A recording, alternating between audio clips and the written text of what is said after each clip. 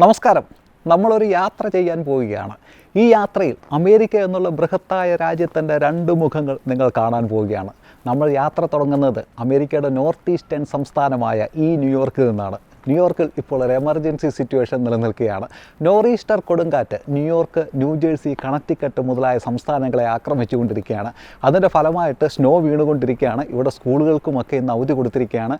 5 മുതൽ 6 ഇഞ്ച് വരെ സ്നോ വീഴാൻ സാധ്യതയുണ്ട് എന്നാണ് പറയുന്നത്. ഇവിടെ കാലാവസ്ഥ ഇപ്പോൾ 1 ഡിഗ്രി സെൽഷ്യസ് ആണ്. ഞാൻ കഴിഞ്ഞൊരു വീഡിയോയിൽ പറഞ്ഞിരുന്നു, സ്നോ മാറ്റുന്നതിനുള്ള മെഷീൻ മേടിച്ച് വെച്ചിട്ടും അത് അസംബിൾ ചെയ്യുന്നതിനുള്ള മടി കൊണ്ട് ഞാൻ മാനുവലായിട്ട് ഷവൽ വെച്ചാണ് സ്നോ മാറ്റിയത് എന്ന്. ഇത്തവണ പണി കിട്ടുമെന്ന് മനസ്സിലായി. അതുകൊണ്ട് രാവിലെ തന്നെ എണീറ്റ് സ്നോ മാറ്റുന്ന മെഷീനൊക്കെ അസംബിൾ ചെയ്ത് ഞാൻ ഫ്രണ്ടിലെയൊക്കെ സ്നോയൊക്കെ മാറ്റി. പക്ഷേ ഞാൻ മാറ്റും തോറും മത്സര ബുദ്ധിയോടെ സ്നോ വന്ന് വീണ്ടും നിറഞ്ഞുകൊണ്ടിരിക്കുകയാണ്. അതുകൊണ്ട് മടുത്തു. ഇവിടെ 1 ഡിഗ്രി സെൽഷ്യസ് ആയിരിക്കുന്ന സമയത്ത് അമേരിക്കയുടെ സൗത്ത് ഈസ്റ്റേൺ സംസ്ഥാനമായ ഫ്ലോറിഡയിൽ 19 ഡിഗ്രി സെൽഷ്യസ് ആണ് ഇപ്പോഴത്തെ കാലാവസ്ഥ. ഏകദേശം നമ്മുടെ കേരളത്തിനോട് സമാനമായിട്ടുള്ള കാലാവസ്ഥ.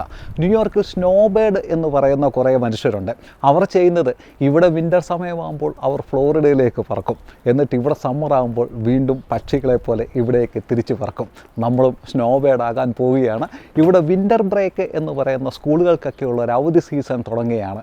ഈ വിൻ്റർ ബ്രേക്ക് സമയത്ത് ഒരാഴ്ചത്തേക്ക് നമ്മൾ ഫ്ലോറിഡയിലേക്ക് യാത്ര ചെയ്യാൻ പോവുകയാണ്. 2 സംസ്ഥാനങ്ങളും തമ്മിൽ ജോഗ്രഫിയിലും കാലാവസ്ഥയിലും ഒക്കെയുള്ള ആ വലിയ വ്യത്യാസം ഈ വീഡിയോയിലൂടെ കാണാൻ പറ്റും. സാധാരണ നമ്മൾ ജോൺ എഫ് കെന്നഡി ഇൻ്റർനാഷണൽ എയർപോർട്ടിൽ നിന്നാണ് യാത്രകൾ പോകാറുള്ളത്. നമ്മുടെ മുമ്പത്തെ ഒരു വീഡിയോയിലും അത് കാണിച്ചിട്ടുണ്ട്. ഇന്ന് നമ്മൾ ന്യൂയോർക്കിലെ തന്നെ മറ്റൊരു എയർപോർട്ടായ ലഗ്വാഡിയ എയർപോർട്ടിൽ നിന്നാണ് യാത്ര തിരിക്കുന്നത്. ഇവിടെ നിന്ന് 18 മൈൽ ദൂരമാണ് ലഗ്വാഡിയ എയർപോർട്ടിലോട്ട്. അവിടെ നിന്ന് ഏകദേശം 3.5 മണിക്കൂറാണ് ഫ്ലോറിഡയിലേക്കുള്ള ദൂരം. ഈ 3.5 മണിക്കൂർ കൊണ്ട് കാലാവസ്ഥയും ആളുകളും രീതികളും ഒക്കെ എങ്ങനെയാണ് മാറുന്നത് എന്ന് നമുക്ക് നോക്കാം. ഈ വണ്ടിയിലെ സ്നോ ഒക്കെ നമ്മൾ മാറ്റിയതാണ് കേട്ടോ. വീണ്ടും സ്നോ ഇങ്ങനെ വന്ന് വീണുകൊണ്ടിരിക്കുകയാണ്. അതുകൊണ്ട് എത്രയും പെട്ടെന്ന് ഇവിടെ രക്ഷപ്പെടാം. വണ്ടിക്കകത്ത് ഇഷ്ടംപോലെ സ്ഥലമുണ്ട് കേട്ടോ, നിങ്ങൾക്കും കയറാം. നമുക്ക് നേരെ ലഗ്വാഡിയ എയർപോർട്ടിലോട്ട്, അവിടെ നിന്ന് നേരെ ഫ്ലോറിഡ.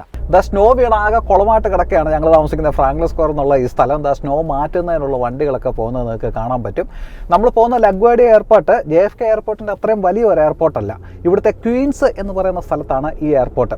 നമ്മളിവിടുത്തെ ഒരു ഡൊമസ്റ്റിക് ഫ്ലൈറ്റ് എടുക്കാൻ പോവുകയാണ്. ഇൻ്റർനാഷണൽ ഫ്ലൈറ്റ് എടുത്തിട്ടുള്ള വീഡിയോസൊക്കെ നിങ്ങൾ കണ്ടിട്ടുണ്ട്. അമേരിക്കയിലെ ഡൊമസ്റ്റിക് ഫ്ലൈറ്റ്, ലോക്കൽ ഫ്ലൈറ്റുകൾ എങ്ങനെയുണ്ട് എന്ന് നമുക്ക് കാണാം. ഫ്രണ്ടിയർ എന്ന് പറയുന്ന ഒരു ഡൊമസ്റ്റിക് എയർലൈൻസ് ആണ് നമ്മൾ ചൂസ് ചെയ്തിരിക്കുന്നത്. ഞങ്ങൾക്ക് ഒരാൾക്ക് ഒരു $320 ഫ്ലോറിഡയിൽ പോയിട്ട് വരുന്നതിന് 2 വേ അത്രയും ചാർജ് ആയിട്ടുണ്ട്. അപ്പോൾ ഇവിടുത്തെ ഡൊമസ്റ്റിക് ഫ്ലൈറ്റിൻ്റെ സർവീസ് എങ്ങനെയൊക്കെ ഉണ്ടെന്ന് കാണാം. ഞങ്ങളുടെ കൂടെ ഒരു 4 ഫാമിലിയും കൂടെ ഉണ്ട് ഫ്ലോറിഡയിൽ എത്തുന്നതിന് വേണ്ടിയിട്ട്. അതിൽ 2 ഫാമിലി ഇന്ന് ഞങ്ങളുടെ കൂടെ ഫ്ലൈറ്റിൽ യാത്ര ചെയ്യുന്നുണ്ട്. ബാക്കി 2 ഫാമിലിയെ നമുക്ക് അവിടെ ചെന്ന് പരിചയപ്പെടാം. അപ്പോൾ സ്നോ വീണ് കിടക്കുന്ന ന്യൂയോർക്കിൽ നിന്ന് ഒരു സ്നോ ബേഡായി നമ്മൾ പറന്നു പൊങ്ങാൻ പോവുകയാണ്.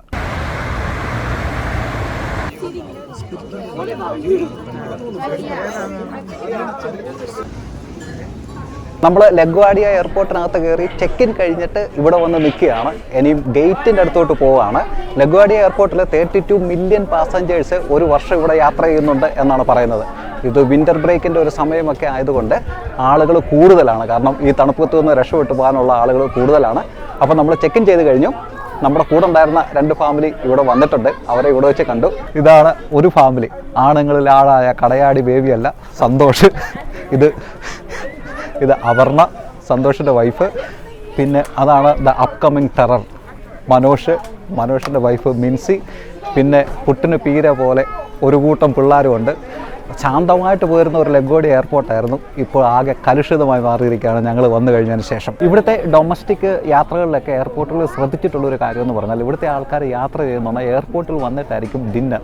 നമ്മുടെ ആൾക്കാർ സാധാരണ അങ്ങനെ ചെയ്യാറില്ല. മിക്ക എയർപോർട്ടിലും നല്ല റെസ്റ്റോറൻറ്റുകളും പിന്നെ ബാറുകളും. അവിടെ വന്നിരുന്ന് കഴിപ്പൊക്കെ കഴിഞ്ഞിട്ടാണ് ഇവർ ഫ്ലൈറ്റിലോട്ട് കയറുന്നത്. കാരണം ഇവിടുത്തെ ഡൊമസ്റ്റിക് ഫ്ലൈറ്റിൽ നമുക്ക് ഫുഡ് സെർവ് ചെയ്യത്തില്ല. ഇപ്പോൾ നമ്മൾ കയറുന്ന ഫ്ലൈറ്റിൽ നമുക്ക് ഫുഡില്ല. അപ്പം ഇവിടെ നല്ല ബാറുകളൊക്കെ സെറ്റ് ചെയ്ത് വെച്ചിട്ടുണ്ട്. അവിടെയൊക്കെ വന്ന് 2 എണ്ണം അടിച്ചിട്ടാണ് എല്ലാവരും ഫ്ലൈറ്റിലോട്ട് കയറുന്നത്. ഇവിടുത്തുകാരുടെ വെക്കേഷൻ തുടങ്ങുന്നത് അങ്ങനെ എയർപോർട്ടിലെ ഭക്ഷണത്തിൽ നിന്നാണ്. നമ്മൾ കയറുന്ന ഫ്രണ്ടിയർ എയർലൈൻസ് ഇവിടുത്തെ ഒരുതരം ലോക്കൽ ഫ്ലൈറ്റാണ്. ആ ഫ്ലൈറ്റുകളുടെ ഒരു പ്രത്യേകത എന്ന് പറഞ്ഞാൽ, ആ ഫ്ലൈറ്റിൻ്റെ ടെയിലെൻഡിൽ പല ആനിമൽസിൻ്റെ ചിത്രങ്ങൾ കാണും. ഓരോ ഫ്ലൈറ്റിനും വ്യത്യസ്തമായിട്ടുള്ള ആനിമൽസിൻ്റെ ചിത്രം പെയിൻറ്റ് ചെയ്ത് വെച്ചിട്ടുണ്ട്. ഓരോ ഫ്ലൈറ്റിലും കയറി നോക്കുന്നുണ്ടെങ്കിൽ അറിയാം ആനിമൽസ് ഇരിക്കുന്നതിനുള്ള സീറ്റുകളാണോ സൗകര്യങ്ങളാണോ ഉണ്ടാക്കി വെച്ചിരിക്കുന്നത്, മനുഷ്യർക്കുള്ളതാണോ എന്ന്.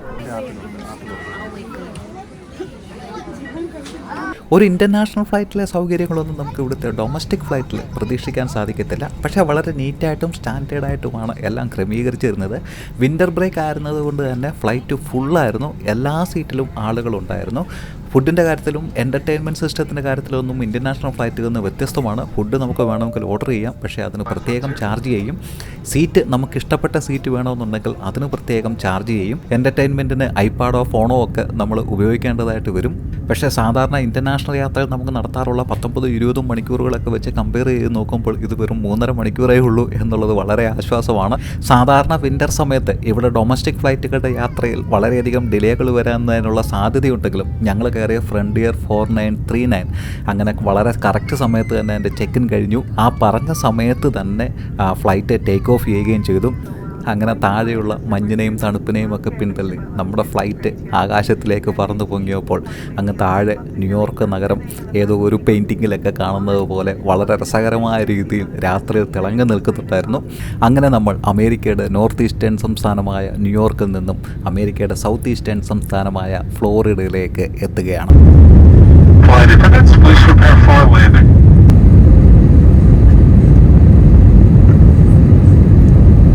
ഇപ്പോൾ സമയം വെളുപ്പിന് 2:08 ഞങ്ങൾ ഫ്ലൈറ്റിൽ നിന്ന് ഇറങ്ങി ഒർലാൻഡോ എന്നുള്ള സ്ഥലത്തെ എയർപോർട്ടിലെത്തി.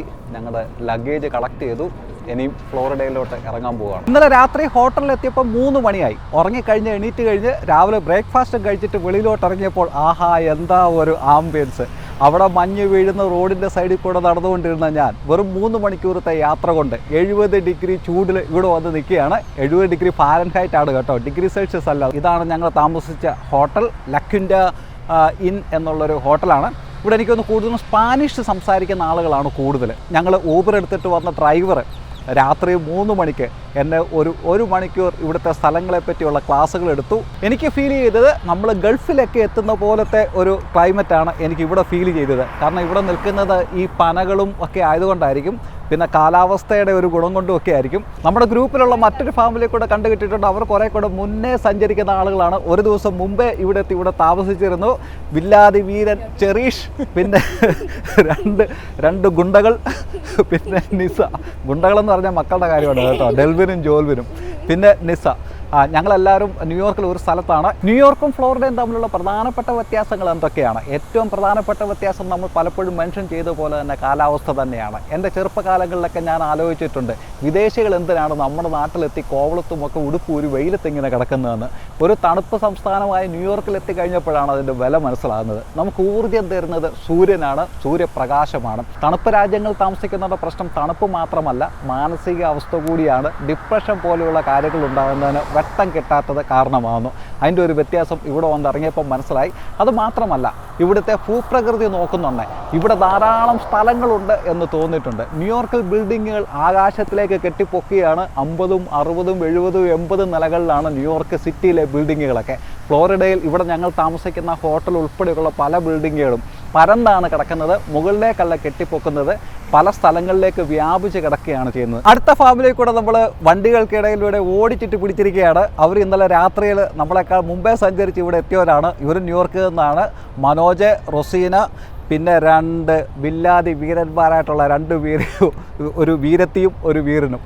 അപ്പം ഇത്രയൊക്കെയാണ് നമ്മുടെ ഗ്രൂപ്പിനകത്തുള്ള ആൾക്കാർ. മറ്റൊരു പ്രധാനപ്പെട്ട വ്യത്യാസം ന്യൂയോർക്കും ഫ്ലോറിഡയും തമ്മിലുള്ള രാഷ്ട്രീയപരമായിട്ടുള്ള അന്തരമാണ്. ഫ്ലോറിഡയിൽ റിപ്പബ്ലിക്കൻസിനാണ് മജോറിറ്റി ഉള്ളത്. ന്യൂയോർക്ക് ഡെമോക്രാറ്റുകൾക്ക് ഭരണഭൂരിപക്ഷമുള്ള സംസ്ഥാനമാണ്. അത് ചരിത്രപരമായി അത് അങ്ങനെ തന്നെ നിലനിൽക്കുന്നതാണ്. അതുകൊണ്ട് തന്നെയുള്ള സാമ്പത്തിക രാഷ്ട്രീയമായിട്ടുള്ള വലിയ ഒരു അന്തരമുണ്ട്. ക്യാപിറ്റലിസത്തിനിടയിൽ സോഷ്യലിസം നടപ്പിലാക്കാൻ ശ്രമിക്കുന്ന സംസ്ഥാനമാണ് ഡെമോക്രാറ്റുകൾക്ക് ഭരണഭൂരിപക്ഷമുള്ള ന്യൂയോർക്ക് സംസ്ഥാനം. പ്രത്യേകിച്ചും മെഡിക്കെയ്ഡ് എന്നുള്ള ഫ്രീ ഇൻഷുറൻസിൻ്റെ കാര്യത്തിലും സോഷ്യൽ സെക്യൂരിറ്റിയുടെ കാര്യത്തിലും. ഫ്രീ ഇൻഷുറൻസ് എന്ന് ഞാൻ പറയുമ്പോൾ 35% ആളുകൾ എൻറോൾ ചെയ്തിരിക്കുന്ന മെഡിക്കെയ്ഡിൻ്റെ ആ ചിലവ് പോകുന്നത്, പക്ഷേ ബാക്കി ശതമാനം വരുന്ന ജോലി ചെയ്യുന്ന ആളുകളുടെ പേ ചെക്കിൽ നിന്നാണ്. അതുപോലെ തന്നെ സപ്ലിമെൻ്ററി സെക്യൂരിറ്റി ഇൻകം പോലെയുള്ള ദാരിദ്ര്യരേഖയ്ക്ക് താഴെയുള്ളവർക്ക് കിട്ടുന്ന ഫ്രീ വരുമാനം ലഭിക്കുന്നതും ഈ ജോലി ചെയ്യുന്ന ആളുകളുടെ പേ ചെക്കിൽ നിന്നുള്ള പണം ഉപയോഗിച്ച് തന്നെയാണ്. അതാണ് പ്രധാനപ്പെട്ട വ്യത്യാസം. അതുകൊണ്ട് തന്നെ രണ്ട് രീതിയിലുള്ള കുടിയേറ്റങ്ങൾ നടക്കുന്നുണ്ട്. ജോലിയില്ലാത്ത ആളുകൾ വ്യാപകമായി ന്യൂയോർക്കിലേക്ക് കുടിയേറുകയും ജോലി ചെയ്യുന്ന വലിയൊരു വിഭാഗം മലയാളികൾ ഉൾപ്പെടെയുള്ള വിഭാഗങ്ങൾ ഫ്ലോറിഡയിലേക്ക് കുടിയേറ്റം നടത്തുകയും ചെയ്യുന്നുണ്ട്. മറ്റൊന്ന് ശ്രദ്ധിച്ചത് ജീവിത രീതിയിലുള്ള വ്യത്യാസമാണ്. കുറേ കൂടെ റിലാക്സ്ഡ് ആയിട്ടുള്ള ഒരു ജീവിത രീതിയാണ് ഫ്ലോറിഡയിൽ എന്ന് തോന്നിയിട്ടുണ്ട്. വെക്കേഷൻ ടൈമിലല്ലാതെ വെറുതെ നിൽക്കുന്ന ഒരാളെ പോലും നമുക്ക് ന്യൂയോർക്കിൽ കാണാൻ സാധിക്കുകയില്ല. പക്ഷേ ഇവിടെ വന്നാൽ കുറേ കൂടെ ആളുകൾ ഒരു സ്ലോ ആയിട്ടുള്ള ലൈഫ് സ്റ്റൈലാണ് സ്വീകരിക്കുന്നത് എന്ന് ഇവിടെ വന്ന് കുറേ സമയത്തിനുള്ളിൽ തന്നെ മനസ്സിലായി. ആളുകളൊക്കെ കുറേയൊക്കെ വെറുതെ ഇരിക്കുകയും ജീവിതം ആസ്വദിക്കുകയും ഒക്കെ കൂടുതൽ ചെയ്യുന്നുണ്ട് എന്ന് മനസ്സിലായി. ന്യൂയോർക്ക് ഒരു ഫൈനാൻഷ്യൽ സെൻറ്റർ ആയതുകൊണ്ട് തന്നെ അവിടെ ഓരോ മണിക്കൂറിനും അവിടെ വിലയാണ്. ജീവിത ചെലവുകൾ കൂടുതലായതുകൊണ്ട് തന്നെ ആളുകൾക്ക് വെറുതെ ഇരിക്കാൻ നേരമില്ല. ഇനിയുള്ള പ്രധാനപ്പെട്ട ചോദ്യം അപ്പോൾ ഫ്ലോറിഡയിൽ തന്നെ അങ്ങ് കൂടുമോ അതോ ന്യൂയോർക്കിലേക്ക് മടങ്ങിപ്പോകുമോ എന്നുള്ളതാണ്. രണ്ട് സംസ്ഥാനത്തിനും അതിൻ്റേതായിട്ടുള്ള ഗുണങ്ങളും ദോഷങ്ങളും ഉണ്ട് എന്നുള്ളതാണ് സത്യം. ഫ്ലോറിഡയിൽ കോസ്റ്റ് ഓഫ് ലിവിങ് കുറവാണ്, പക്ഷേ അതിനനുസരിച്ച് സാലറിയും ജോലി സാധ്യതകളും കുറവാണ്. ന്യൂയോർക്ക് കോസ്റ്റ് ഓഫ് ലിവിങ് കൂടുതലാണ്, ജോലി സാധ്യതകളും സാലറിയും അതിനനുസരിച്ച് കൂടുതലാണ്. മറ്റൊരു പ്രധാനപ്പെട്ട കാര്യം, എത്ര പ്രതികൂല കാലാവസ്ഥയാണെങ്കിലും സാഹചര്യങ്ങളാണെങ്കിലും കുറേ നാൾ കഴിയുമ്പോൾ അതുമായി അഡാപ്റ്റ് ചെയ്യുന്നതിന് മനുഷ്യന് പ്രത്യേകമായിട്ടുള്ളൊരു കഴിവുണ്ട് എന്നുള്ളതാണ്. അവൻ്റെ പരിണാമഘട്ടത്തിലുടനീളം അവനെ നശിച്ചു പോകാതെ പിടിച്ചു നിർത്തിയതും ആ കഴിവ് തന്നെയാണ്. നമ്മുടെ സുഹൃത്തുക്കൾ, നമ്മുടെ നാട്, വീട് അതൊക്കെ നമ്മുടെ സ്വന്തം ശരീരം പോലെ അങ്ങ് ആയിത്തീരും എന്നുള്ളതാണ് സത്യം. എന്തൊക്കെയാണെങ്കിലും ഫ്ലോറിഡയിൽ ഒരാഴ്ച കൂടി കാണും. അതിന് മറ്റൊരു കാരണമുണ്ട്. ആ സർപ്രൈസുമായി ഇനി അടുത്ത വീഡിയോയിൽ നമ്മൾ വീണ്ടും കാണുന്നവരെ